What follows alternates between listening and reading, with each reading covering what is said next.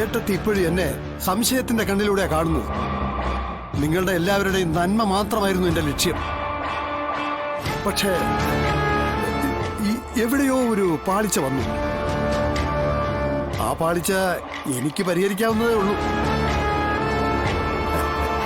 മനസ്സ് വച്ചാൽ പൂർണ്ണമായിട്ടും ഇല്ലാതാക്കാനും പറ്റും.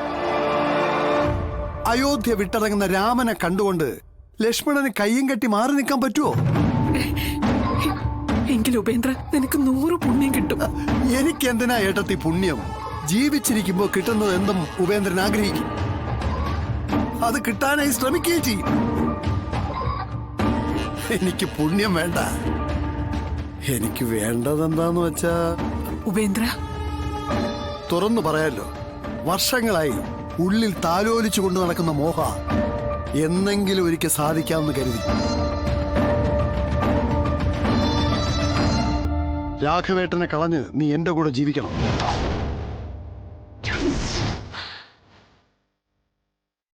എന്റെ ഭാര്യയായിട്ട് പറ്റുമോ?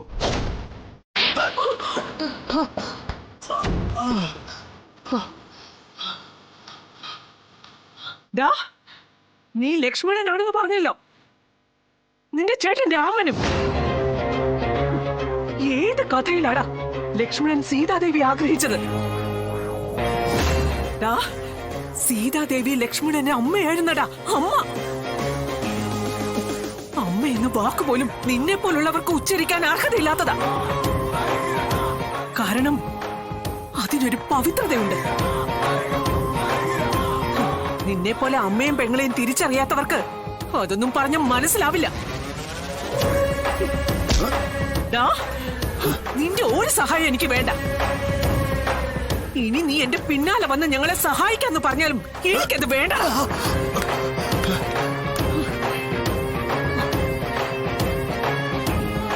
കാരണം നിന്റെ മനസ്സ് ഇത്ര ദുഷിച്ചതാണെന്ന് ഞാൻ അറിഞ്ഞില്ലടാ. അതെ, പകയാണ്. നിന്നെ കിട്ടാത്തതിന്റെ പക. എന്റെ ഇഷ്ടം മനസ്സിലാക്കിയിട്ടും എന്നെ തഴഞ്ഞ് നിന്നെ സ്വന്തമാക്കിയപ്പോ എന്റെ ചേട്ടൻ കരുതിയത് ഞാനെല്ലാം മറക്കുമെന്നാണ്. പക്ഷേ ഞാനത് മനസ്സിനകത്തിട്ട് വളർത്തി വലുതാക്കി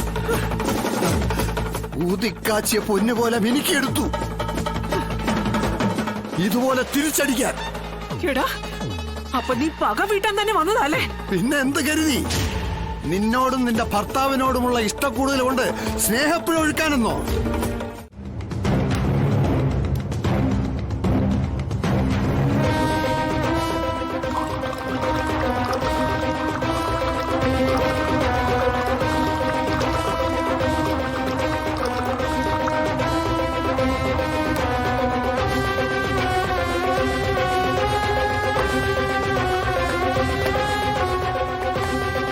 നല്ല ചൂടുള്ള സമയത്ത് ഇതുപോലെ ഐസ് ഇട്ടൊരെണ്ണം ഉള്ളിലേക്ക് ചെല്ലുന്നതിന്റെ ഒരു സുഖമുണ്ടല്ലോ, അതൊരു ആനന്ദം തന്നെയാണ്.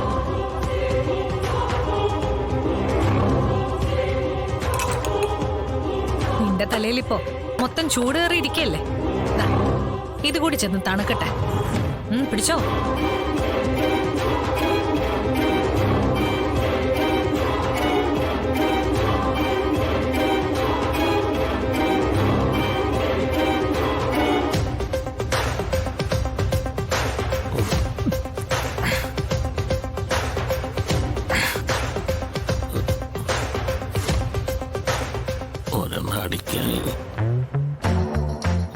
എന്താന്നറിഞ്ഞൂടാ സുസ്മിത, എന്റെ തലയ്ക്കുണ്ട് ഇപ്പൊ നല്ല ചുട്ട് പൊള്ളിക്കുന്ന ചൂട്. ഞാനും ഒന്ന് തണുപ്പിച്ച കുഴപ്പമുണ്ടാ സുസ്മിത? അത് മുഴുവൻ അരിഞ്ഞു കഴിഞ്ഞോ? ഇവിടെ ചുറ്റിക്കറങ്ങി ഇന്നത്തെ ലഞ്ച് മുടക്കോ? വരുന്ന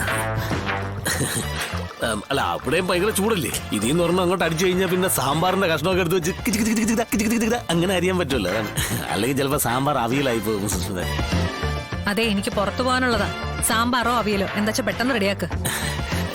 ഇതൊന്ന് വലിച്ചു കഴിഞ്ഞാൽ പിന്നെ എല്ലാം പെട്ടെന്നായിരിക്കും.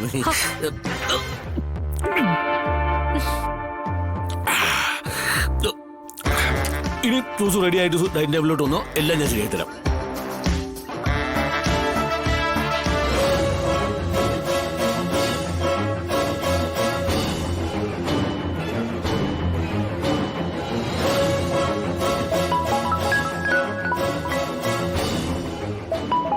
എടേ ഫോൺ അടിക്കണം. അതിന്റെ ഫോൺ അടിക്കണം. ഫോൺ അടിക്കണമെന്ന്. അത് അടിച്ചോളും, അവിടെ കിടന്ന് അടിച്ചോളും. ഓ അടിക്കട്ടെ, നമ്മക്കെന്ത്.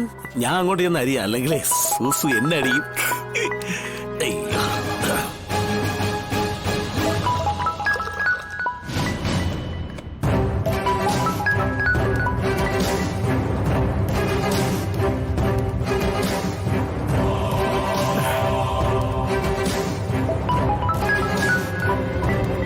രോഹിത്തെ ഫോൺ പിന്നെ അടിക്കുന്നുണ്ടല്ലോ. എന്നെ ചതിച്ചോളാ, എന്റെ ജീവിതം കുട്ടിച്ചോറാക്കിയോള്.